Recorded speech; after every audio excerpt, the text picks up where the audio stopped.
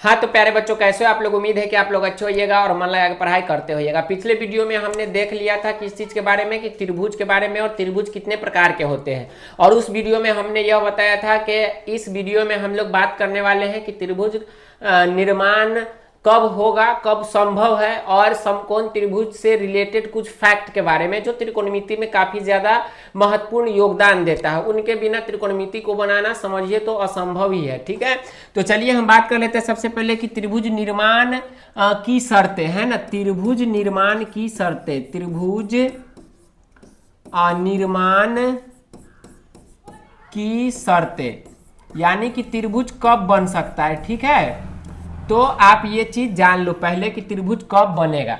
Suppose that कोई त्रिभुज है, यहाँ पे हमने एक त्रिभुज दे दिया। ठीक है, और इस त्रिभुज में तीन भुजा होते हैं, सबको पता है, जैसे ए हो गया, बी हो गया और ये सी हो गया। ठीक है, ये तीन शीर्ष हो गए और इसके भुजा ए बी, बी सी और ए सी हो गया। तो त्रिभुज बनने का यह नियम होता है। सबसे पहले हम कोण पे बात कर लेते हैं। जैसे ये एंगल ए हो गया, एंगल बी हो गया, एंगल ये सी हो गया। तीन गो कोण होता है। हमने सबसे ही पहले बता दिया था आपको कि एंगल ए, एंगल बी और क्या चीज प्लस में एंगल सी, ये तीनों को जोड़ेंगे तो कितना आना चाहिए, 180 आना चाहिए। यदि जोड़ने पे 180 से 1 डिग्री भी कम रहा तो आप कहना कि त्रिभुज गलत है, त्रिभुज का निर्माण नहीं हो सकता है। और यदि 1 डिग्री ज्यादा भी हो गया तो भी आप क्या कहोगे कि त्रिभुज का निर्माण नहीं हो सकता है, त्रिभुज का निर्माण होना असंभव है। ना 1 डिग्री कम होना चाहिए और ना ही 1 डिग्री ज्यादा होना चाहिए। तीनों कोण को जोड़ने पर कितना होना चाहिए, 180 डिग्री होना चाहिए। जैसे यदि हम समझे, अगर हम एक का मान दे दे 60 डिग्री, ठीक है, इसका भी हम दे देते हैं 60 डिग्री और इसको हम कर देते हैं 61 डिग्री। यदि हम तीनों को जोड़ना चाहे तो कैसे लिखोगे आप, 60 डिग्री प्लस में बी का मान भी है 60 डिग्री और सी का मान कितना है, 61 डिग्री। यदि हम तीनों को जोड़े तो 6 का 6 दूना 12, 6 3 18 और 181 डिग्री हो गया। मतलब क्या कि यह त्रिभुज गलत है, इस त्रिभुज का निर्माण नहीं हो सकता है। अगर हम यहाँ पे कुछ कम कर दे तो क्या होगा, मान के चलिए यहाँ पे 60 नहीं, हम यहाँ पे कितना लिख देते हैं, हम यहाँ पे 20 डिग्री ही लिख देते हैं। अब देखो आप क्या होगा, 20 डिग्री प्लस में 60 डिग्री और प्लस में कितना 61 डिग्री। यदि अब जोड़े इसे तो हो जाएगा 1, 6 का 6 दूना 12, 13, 14 यानी 141 डिग्री। ये 180 नहीं पूरा, तो ये त्रिभुज का निर्माण भी संभव नहीं है।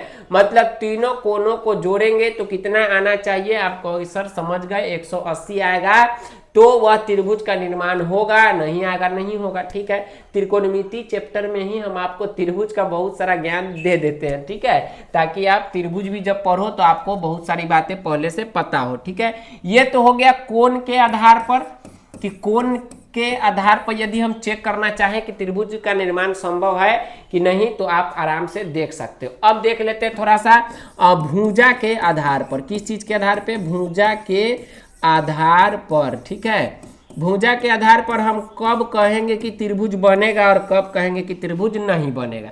जैसे मान के चलो हम एक त्रिभुज बना लेते हैं यहाँ पे, जैसे कि ये देखो ये त्रिभुज बन गया। ठीक है, अब इसका नाम दे देते हैं, ए हो गया, यह बी हो गया और यह क्या हो गया, सी हो गया।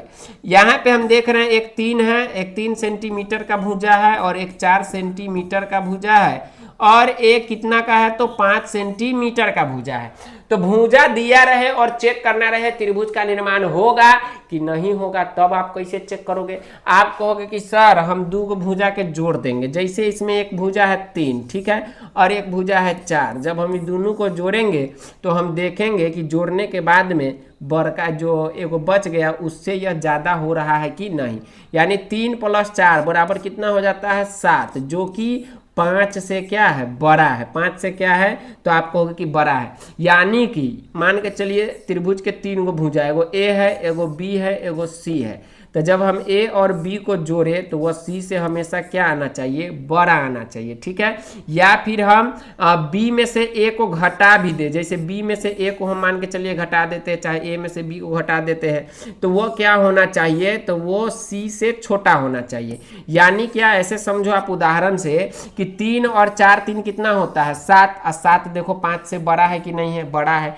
आप कहो कि सर 3 + 4 हम देख लिए कि 7 आ गया, वह बड़ा है। अब हम 5 + 3 भी देख सकते हैं, बिल्कुल 5 + 3 देखो आप कितना होगा, 8 होगा, तो 4 से बड़ा है। अगर ये दोनों को जोड़ दे तो 5 + 4 देखोगे तो आप क्या है, 5 + 4 5 4 9, तो ये 3 से बड़ा है। मतलब क्या चीज़ कि दो भुजा को जोड़े तो तीसरका से बड़का होना चाहिए, तो त्रिभुज बनेगा, नहीं तो नहीं बनेगा। ठीक है। और घटाने की बात करें, जैसे देखो 5 में से 4 गया तो कितना बचा, 1, देखो तो 3 से छोटा है कि नहीं। यानी कि जब हम जोड़ेंगे तो क्या होना चाहिए, वह तीसरका भुजा से बड़ा होना चाहिए, और जब हम दो भुजा को घटाएंगे तो वह तीसरका भुजा से छोटा होना चाहिए, तब त्रिभुज बनेगा, नहीं तो त्रिभुज नहीं बनेगा। ठीक है, ये बात आप जान गए। चलिए अब हम लोग चलते हैं, थोड़ा सा एक स्पेशल चीज के बारे में जानेंगे, और वह चीज क्या है कि समकोण त्रिभुज। हमारा टॉपिक क्या हो जाएगा प्यारे बच्चों, समकोण त्रिभुज। ठीक है, समकोण त्रिभुज, और इसके बारे में हम लोग आज डिटेल से जानने वाले हैं, थोड़ा सा ही जानेंगे, लेकिन त्रिकोणमिति में इसका बहुत ही ज़्यादा उपयोग होने वाला है, ये बात आप याद रखना। पूरा त्रिकोणमिति प्यारे बच्चों इसी पे निर्भर है। अब हम एक समकोण त्रिभुज भी बना लेते हैं। ठीक है, आप देखो यहाँ पे एक समकोण त्रिभुज बन गया। ठीक है, तो यह एक समकोण त्रिभुज है। समकोण त्रिभुज में क्या होता है प्यारे बच्चों, आपको सर आप ही तो बताए थे कि एगो कोना कितना डिग्री का होता है, 90 डिग्री का होता है, बाकी दो कोना न्यून कोण होता है। मतलब क्या कि 90 डिग्री से छोटा होता है। यह ए हो गया, यह बी हो गया, और यह सी हो गया। प्यारे बच्चों एक बात याद रखना, ठीक है, इसमें जो है क्या होता है, देखो इसमें हम अगर बात करें तो कोई भी त्रिभुज हो उसके मुख्यतः 6 अंग होते हैं। मुख्यतः कितने अंग होते हैं, आप कहो कि सर 6 अंग होते हैं। वो 6 अंग क्या है, तो आप कहो कि सर 3 गो कोण होता है। ठीक है, और 3 गो क्या होता है, तो आप कहो कि सर 3 गो भुजा होता है। 3 गो कोण होता है और 3 गो भुजा होता है। किसी भी त्रिभुज के 6 मुख्य अंग होते हैं, 3 गो कोण और 3 गो भुजा। अब हम इस 6 अंग का प्यारे बच्चों नाम जानने वाले हैं कि ये जो 6 अंग है इसके नाम भी तो होंगे ना। आपके घर में, आपके परिवार में 6 आदमी रहता है, तो क्या 6 का नाम एक ही रहता है, सबको एक ही नाम से बुलाते हो कि अलग अलग नाम से बुलाते हो? आप कहो कि सर हम तो अलग अलग नाम से बुलाते हैं। तो चलिए सबसे पहले हम कोण के बारे में बात कर लेते हैं। जो वो 3 गो कोण है वह उसका नाम क्या होता है प्यारे बच्चों। यहाँ पे आप देखो एंगल ए है। ठीक है, तो एंगल ए हमेशा कोई ना कोई क्या रहेगा, तो न्यून कोण रहेगा। क्या रहेगा, न्यून कोण रहेगा। इसे आप हमेशा है ना अल्फा, बीटा, थीटा कुछ भी कह सकते हो। ठीक है, अगर हम एंगल बी की बात करें तो यह हमेशा 90 डिग्री का होगा। इसको हम लोग कहते हैं समकोण। क्या कहते हैं, समकोण। ठीक है, और एक बात याद रखना, एंगल सी ये भी एक क्या होगा, तो एक न्यून कोण होगा, और इसको भी हमेशा हम लोग है ना अल्फा या फिर बीटा या फिर थीटा, लेमडा है ना, कुछ भी आप कह लोगे, ABCD कुछ भी आप कहोगे, उसका मान जो है वह 90 डिग्री से छोटा ही आएगा। अब एक बात आप जानते हो प्यारे बच्चों, क्या जानते हो, देखो एक बात आप अच्छे से जानते हो, और वह यह बात है, क्या बात है, देखोगे आप, थोड़ा सा इसको इधर कर देते हैं। देखो आप,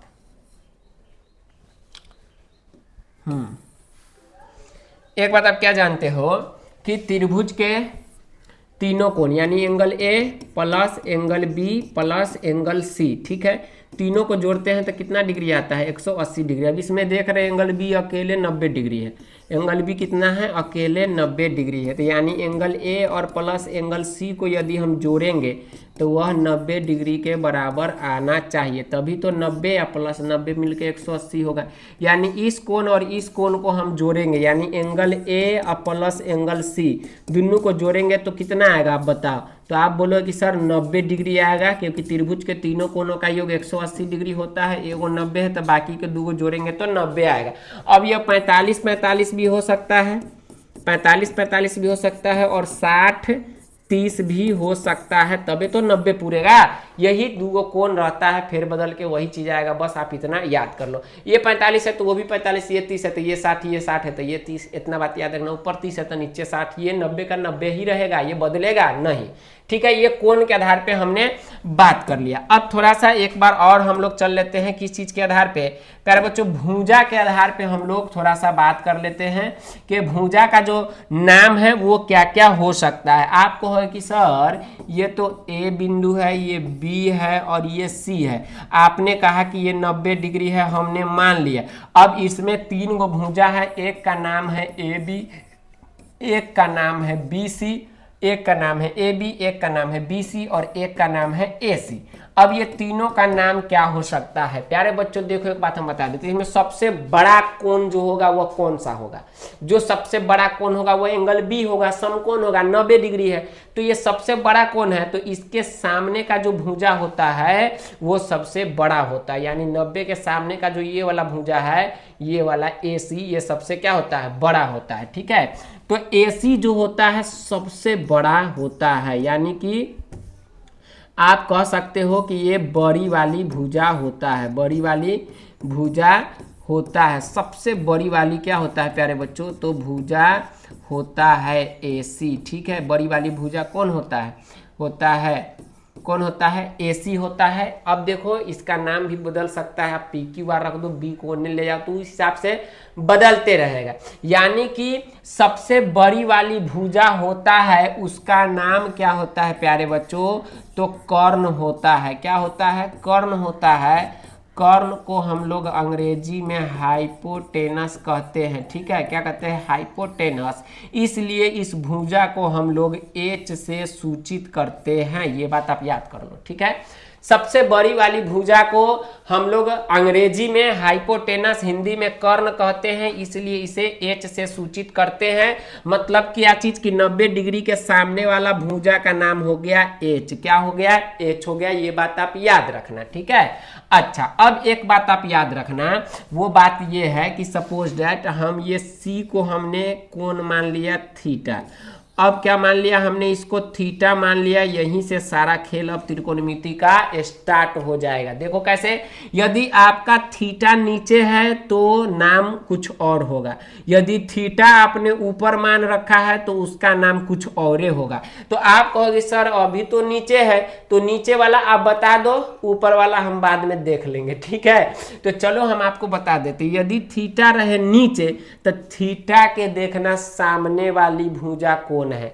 आप कहो कि सर थीटा के सामने वाली भुजा ये है और थीटा के बगल वाली भुजा ये, इसका तो नाम हमने रख दिया H, कर्ण। ठीक है, इस भुजा का नाम क्या रख दिए, कर्ण। अब बदलता ये दोनों है, तो ये दोनों का नाम हम कैसे रखेंगे, तो हम देखेंगे क्या चीज के प्यारे बच्चों, थीटा के सामने है AB, थीटा के है ना सामने वाली भुजा, सामने वाली भुजा। ठीक है, आप ये याद रखना, सामने वाली भुजा कौन है, तो आप कहोगे कि AB है, तो सामने वाली भुजा AB है, तो सामने वाली को कहते हैं प्यारे बच्चों क्या चीज, तो लंब। क्या कहते हैं, सामने वाली को कहते हैं लंब, और लंब को अंग्रेजी में कहते हैं प्यारे बच्चों परपेंडिकुलर, परपेंडिकुलर। ठीक है, परपेंडिकुलर, तो जब परपेंडिकुलर इसका नाम है, इसलिए इसे हम लोग सूचित किस चीज से करते हैं, P से सूचित करते हैं, तो इसका नाम हो गया P, और हिंदी में इसको क्या कहते हैं, लंब।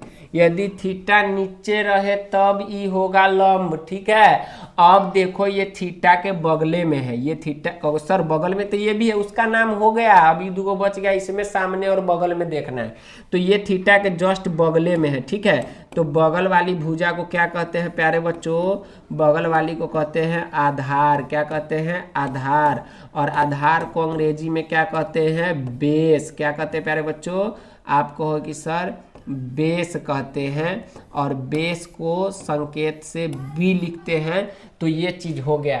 अब देखो यहाँ पे BC क्या है, तो थीटा के बगल वाली है, थीटा के बगल बगल वाली है। कौन है? बगल वाली है। ठीक है, ये बात आप याद रखना। तो थीटा के बगल वाली का नाम क्या होता है? आधार होता है। क्या होता है? आधार होता है। इसको हम लोग अंग्रेजी में क्या कहते हैं? आप कहो कि सर बेस कहते हैं। बेस को किस चीज़ से सूचित करते हैं? बी से सूचित करते हैं। अब हम थोड़ा सा क्लियर बात कर लेते हैं, आपको ज़्यादा समझ में आएगा। ठीक है, आप देखो यहाँ पे हमने एक त्रिभुज बना दिया, समकोण त्रिभुज। इसका नाम हमने रख दिया ए, इसका नाम हमने रख दिया बी, इसका नाम हमने रख दिया सी। और एक त्रिभुज हमने यहाँ पे बना लिया। अब इसका नाम देखो हम बदल देंगे, इसका नाम हम रख देंगे क्या चीज़? पी, और इसका नाम रख देंगे क्यू, इसका नाम रख देंगे आर। सबसे पहले प्यारे बच्चों दोनों में अगर हम देखें, ठीक है, तो एक बात आप जल्दी जल्दी बताना। ठीक है, क्या बताओगे? कि इसमें 90 डिग्री ये हो जाएगा और इसमें ये 90 डिग्री हो जाएगा।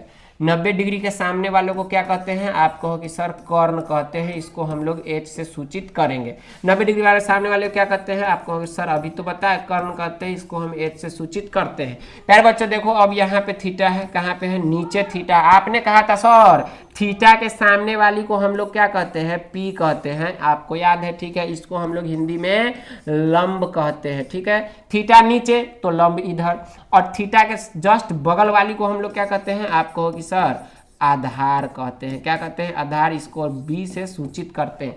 अब देखो खेला उलट जाएगा, थीटा यहाँ नहीं, अब थीटा आप कोण यहाँ पे बना रहे हो, तो देखो नाम कैसे बदलता है। आप कहोगे कहाँ बदलेगा, हम तो सब याद किए लंब है। गलत, थीटा के सामने वाली लंब होता है। अब देखो यहाँ पे ये हो गया लंब यानी पी, और थीटा के बगल वाली का नाम क्या हो गया? आधार हो गया। सर अब हम समझ गए, अब आप हमसे पूछ के देखिए। उम्मीद है कि आपको समझ में आ गया होगा। थीटा बदलेगा तो भुजा का नाम बदलेगा, थीटा नहीं बदलेगा तो भुजा का नाम नहीं बदलेगा। थीटा नीचे है तो आधार नीचे होगा। देखो आप यहाँ पे थीटा नीचे आधार नीचे, थीटा नीचे आधार नीचे, थीटा ऊपर आधार ऊपर, थीटा ऊपर आधार ऊपर।